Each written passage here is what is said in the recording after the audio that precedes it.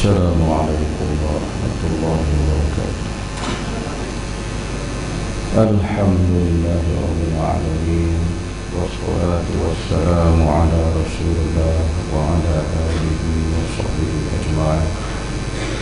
يا رب اشرح لي صدري ويسر لي أمري واحلل عقدة من لساني يفقهوا قولي. سبحانك لا علم لنا إلا ما علمتنا إنك أنت العليم الحكيم، ولا حول ولا قوة إلا بالله العلي العظيم. Alhamdulillah, surat 945.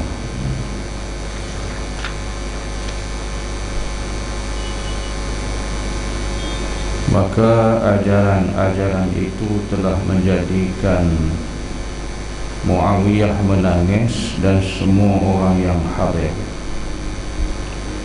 Lalu Muawiyah mengirim kepadanya wang 1000 dinar untuk menguji perbezaan keterangan dengan perbuatannya atau zahir hati. Maka diterima wang 1000 itu dan segera dibahagi-bahagikan semuanya. Kemudian pada esok harinya Muawiyah memanggil pesuruhnya supaya pergi kepada Abu Zar dan memberitahu bahawa ia disuruh kepada lain orang. Tiba-tiba tersalah, maka wang itu diminta dikembalikan. Maka pesuruh itu datang kepada Abu Zar dan berkata, "Tolonglah selamatkan saya dari hukuman Muawiyah. Sebab wang kemarin itu disuruh diberikan kepada orang lain. Tiba-tiba saya tersilap, saya berikan kepada kamu." Jawab Abu Zar, "Kirim salam kepada Muawiyah, katakan kepadanya wangnya sudah pun habis. Kalau minta kembali, maka saya minta tempoh 3 hari akan saya kumpulkan kembali." Maka ketika diketahui oleh Muawiyah bahawa perbuatannya sesuai dengan perkataannya, maka ia segera kirim surat kepada Osman, "Jika kamu ada hajat apa-apa di Syam, tolong panggil Abu Zar kembali." Maka kembalilah Abu Zar ke Madinah, bertepatan Osman berada di masjid. Maka ia memberi salam dan dijawab oleh Osman, lalu ditanya bagaimana. Kemudian Osman keluar dari masjid dan Abu Zar berdiri sembahyang 2 rakaat. Lalu duduk, maka datanglah orang-orang berkumpul dan berkata, "Wahai Abu Zar, ceritakan kepada kami hadis Rasulullah SAW." Abu Zar berkata, "Kesayanganku Rasulullah SAW bersabda, sesungguhnya di dalam unta ada kewajiban zakat, dan tanaman juga berkewajiban zakat, dan wang juga berkewajiban zakat, dan kambing juga berkewajiban zakat. Dan siapa yang bermalam sedangkan di rumahnya ada dinar ataupun dirham, bukan persediaan membayar hutang ataupun jihad fisabilillah, maka itu termasuk timbunan yang akan disedekahkan padanya di hari kiamat." Jadi sidang jemaah yang dirahmati Allah, muslimin-muslimat sekalian, kita sambung dalam hadis ini membicarakan tentang kisah peribadi sahabat Nabi yang begitu saleh yang dikatakan Abu Zar ini. Jadi kita melihat bahawasanya beliau ni diuji banyak oleh nak melihat bagaimana kehebatan dan kedudukan yang dikatakan sahabat Nabi yang unik ini. Lalu beliau telah mengatakan pengajaran yang banyak, yang diantaranya disebut di sini bahawa Muawiyah telah pun menguji akan Abu Zar. Dia nak tengok di segi perkataan dia dengan perbuatan dia sama ke tak. Sebab kadang-kadang tuan, manusia ni dia boleh bercakap dan boleh mengatakan yang baik, tapi apakah perbuatannya sama? dan nak tengok hati Abu Zar ni, macam mana hati dia, zahir dan batin. Jadi diuji oleh Muawiyah, diberinya 1000 dinar dan diberi wang 1000 dinar ni kepada Abu Zar. Kemudian Abu Zar pula mengambil duit itu, dibahagi-bahagikan kepada orang-orang lain. Dia tak guna pun, dia ambil, dia bagi-bagi ke orang, habis dia bagi. Jadi Muawiyah ni nak tengok betul tak betul, maka disuruh buat satu ujian kepada Abu Zar dengan disuruh salah seorang daripada usuruh dia, pembantu Muawiyah, supaya pergi berjumpa dengan Abu Zar, tolong beritahu dekat dia, katakan Muawiyah minta balik duit tu, sebab duit tu sebenarnya dia bagi dekat aku untuk bagi kat orang lain, tapi aku tersilap. Aku bagi kepada engkau, wahai Abu Zar. Jadi Muawiyah minta balik, tolonglah aku. Kalau kau tak tolong aku, Muawiyah akan jatuh hukuman pada aku. Aku terima hukuman daripada dia. Jadi Abu Zar kata, duit tu aku dah bahagi pada orang dah. Kalau nak juga, dia kata tunggu 3 hari, aku nak kutip balik daripada orang aku bagi. Nak himpun balik, tempoh 3 hari. Jadi bila disampaikan berita ini kepada Muawiyah, maka Muawiyah pun boleh terima. Memang dia kata betul lah, apa yang diberi kepada Abu Zar ini, yang dia ni memang orang yang jujur, orang yang betul sungguh, yang tidak digunakan duit itu untuk kepentingan diri dia. Kalau kita dapat duit tu, main dengan duit ni kadang-kadangnya inilah kerap kali yang isu timbul dalam masyarakat kita. Jadi masalahnya duit tu disalahgunakan, dan kadang-kadang juga duit tu kita gunakan untuk kepentingan kita, bukan sebagaimana yang kita harapkan. Ini banyak sangat benda-benda masalah kewangan. Tapi nak menceritakan di sini ialah kejujuran, keikhlasan, kebaikannya seorang sahabat Abu Zar ini. Maka dia bercakap dengan perbuatan dia, zahir dan batin sama. Nak mencerita kita dari segi luhurnya pribadi seorang sahabat Abu Zar ini, yang memang sungguh baik orangnya, yang memang dia ni orang yang soleh, yang tak reti sungguh nak buat kerja-kerja yang mengarut, kerja menipu. Itu saya katakan, kalau kita keadaan duit, dapat duit, Allah, kita janji macam tu, janji macam ni, kesudahannya janji ke mana, duit ke mana. Banyak jadi macam tu lah.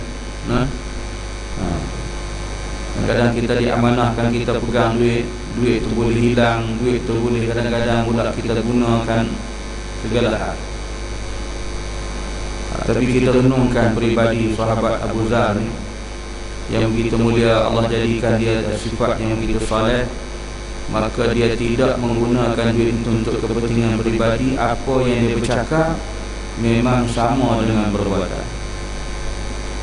Jadi Muawiyah bila dah ketahui begitulah kejujuran, kebaikannya, maka dia pun kirim surat balik kepada Osman. Maka Osman panggil dia balik.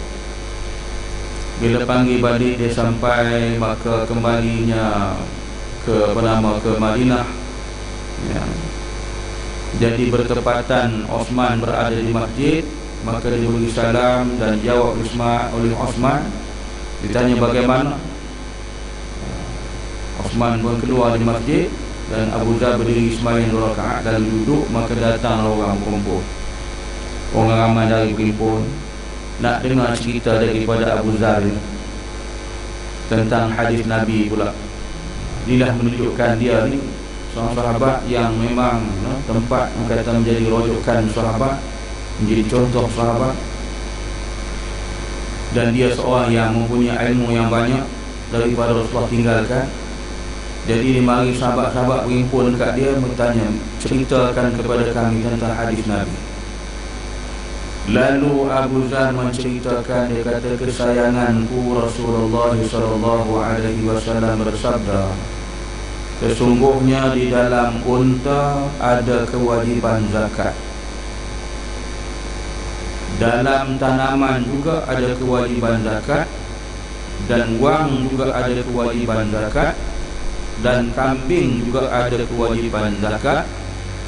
Dan sesiapa yang bermalam sedangkan di rumahnya ada dinar ataupun dirham, bukan persediaan untuk membayar hutang atau untuk jihad fisabilillah, maka itu termasuk timbunan yang akan disetrikakan padanya di hari kiamat.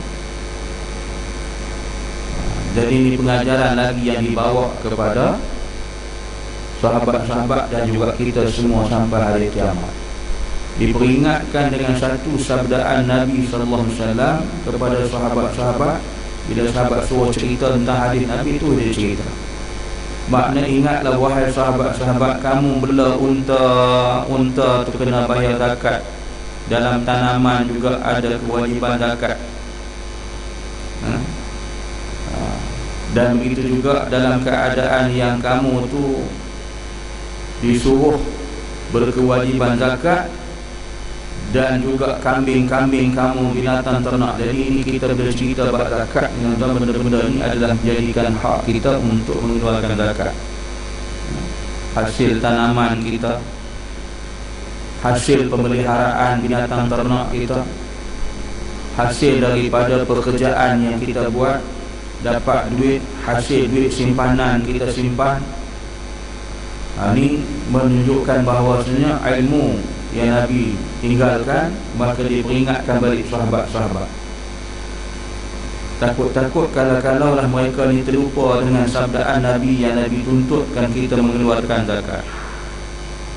Sebab tu dia kata, barang siapa yang tiada, adapun yang barang siapa dikatakan orang yang ada di rumahnya, bermalam tidur di rumahnya, ada dinar atau dirham yang lebih peruntukan, bukan zakat nak bayar hutang, bukan zakat jihad fisabilillah, tapi melebihi daripada itu, maka dia kata mereka itu termasuk orang yang menimbun-nimbunkan harta. Dan tunggu di hari akhirat besok, mereka akan memazab daripada Allah. Dia kata akan menerima azab daripada Allah, disetrikakan akan padanya di hari akhirat besok, di yaumul qiyamah. Hartanya akan menjadi bahan bakaran kepada orang yang enggan mengeluarkan zakat. Orang yang menimbun-nimbunkan harta yang banyak akan menjadi bahan bakaran di dalam neraka Allah Subhanahu wa ta'ala. Itu bahayanya kita, tuan-tuan, tentang harta-harta yang menimbun-nimbun harta simpan banyak-banyak ni. Dengan itu maka kita jadi sifat orang yang tamakkan harta, sehingga kita tak menunaikan kewajiban yang difardukan oleh Allah. Jadi bila tak bayar zakat, tak keluarkan zakat ni, tuan-tuan, kita terkeluar daripada rukun Islam, bukan orang Islam. Macam mana tak dicampak dalam neraka? Itu berat. Jangan main-main kita tak apa benda, hanya benda rukun Islam. Jadi benda tu kena bayar. Tak boleh simpan ke mana pun. Haram kita makan. Itu bukan hak kita lah. Hak yang kena diberi kepada orang lain, yang Allah Ta'ala tuntut. Tu beringat tu lah kita ni. Orang niaga, orang yang bertani. Kita hari ni orang tanam padi apa semua tu, tu pernah saya kata dulu tu. Dia kata, inilah pasal tak bayar zakat ni. Di kalangan orang petani-petani ni ada juga yang jawab, dia kata kita bayar, kita bagi. Dialah seorang bagi, 10 tak bagi. Dia kata apa? Tu dia kata, bala Tuhan turun macam ni. Bermacam-macam penyakit padi kena, bagian padi pun tak boleh nak makan, tak boleh nak apa. Punah sekarang habis. Ini Tuhan, ingat, Allah akan mencampakkan kehinaan. Jika atas dunia ni lah kata kita tak ada apa, Tuhan tak kenakan tindakan apa, Tuhan tak turun azab, tak turunkan bala. Tapi di akhirat besok kita akan menerima azab daripada Allah yang akan kita menerima balasan dalam neraka Allah Subhanahu wa taala. Jadi sebab tu kita jangan banyak-banyak bersimbah ni. Hak tuntutan zakat tak boleh tidak, wajib kita kena tunaikan. Barang siapa tidak mengeluarkan zakat, enggan mengeluarkan zakat, maka mereka bukan di kalangan orang Islam. Terkeluar daripada Islam. Jadi Islam yang kita akui, Islam yang kita sebut, Islam itu hanya pada bibir mulut, tapi Allah tak terima pun. Jadi ni tolong ingat pesanan ni. Mana Abu Dhar, sahabat, suruh cerita. Jadi cerita dia tu membawa pengajaran kepada kita semua. Inilah tuntutan Allah yang Allah berikan pengajaran kepada utusannya Nabi Muhammad sallallahu alaihi wasallam, yang membawa kepada kita sekalian umat supaya kita pelihara dalam bab ini. Ini kemuliaan yang ada kepada sahabat ni, boleh menceritakan ilmu yang begitu elok, yang baik, yang disampaikan oleh Rasulullah sallallahu alaihi wasallam. Jadi itulah ya, mudah-mudahan kita mengambil pengajaran ini. Jangan kita leka dengan harta kekayaan kita, seronok dengan kita je, orang lain kita biarkan hidup dalam keadaan menderita. Dia sebenarnya tentang zakat ni, kalau kita tengok balik, hikmah-hikmahnya banyak tentang zakat. Yang pertama, bagi diri kita yang mengeluarkan zakat, orang yang mengeluarkan zakat ni, Allah Ta'ala telah mendidik jiwa, hati, nurani, perasaan seluruh zahir dan batin menjadi insan yang mulia. Sebab apa? Nak menerbitkan sifat-sifat buruk yang ada dalam diri manusia, sifat tamak, sifat sifat dengki, mendengki, semua sifat-sifat buruk terdapat terbit. Dan bila kita keluarkan zakat tu, kita telah membersihkan diri kita daripada sifat-sifat yang buruk, melahirkan sifat yang mulia. Rasa kasihan belas kepada orang lain, rasa insaf diri kepada orang lain, rasa keikhlasan pada orang lain, dan sifat menolong itu di atas perintah Allah, kewajiban. Cuba kita buka dalam syarat kitab hadis 40 Al-Arba'in karangan Syekh Mustafa, Tuan Haji Mustafa. Jadi disebut dalam tu kemuliaan zakat, menyucikan diri, membuang sifat-sifat buruk, sifat sombong, sifat kedekut, sifat apa semua kita buang. Jadi Allah melahirkan kita menjadi insan yang bersifat yang mulia. Itu kebaikan zakat. Dan orang yang menerima zakat pula merasakan satu daripada kelegaan dan kelapangan, dan membela nasib umat Islam yang ditimpa dengan kemiskinan, orang fakir dan sebagainya. Inilah yang di sebalik zakat ni, kalau kita tengok kemuliaan. Jadi sebab itu mudah-mudahan jadi pengajaran kepada kita ya, daripada apa yang dipesankan oleh Abu Dhar ini, dapat kita jalankan. Itu perintah Allah yang telah diperintah kepada Nabi. Nabi telah perintah kepada kita sebagai umatnya. Jika kita sayangkan Allah, sayangkan Nabi, maka tunaikanlah apa yang Nabi sabdakan itu. Jika tidak, tak jadi guna juga. Berselawat macam nak runtuh stadium, lawat saja. Sayang ke Nabi. Penuh stadium la ilaha illallah, selawat. Baguslah. Tapi zakat tak bagi. Selawat demi Allah. Itu nak. Wallahu a'lam. InsyaAllah sambung.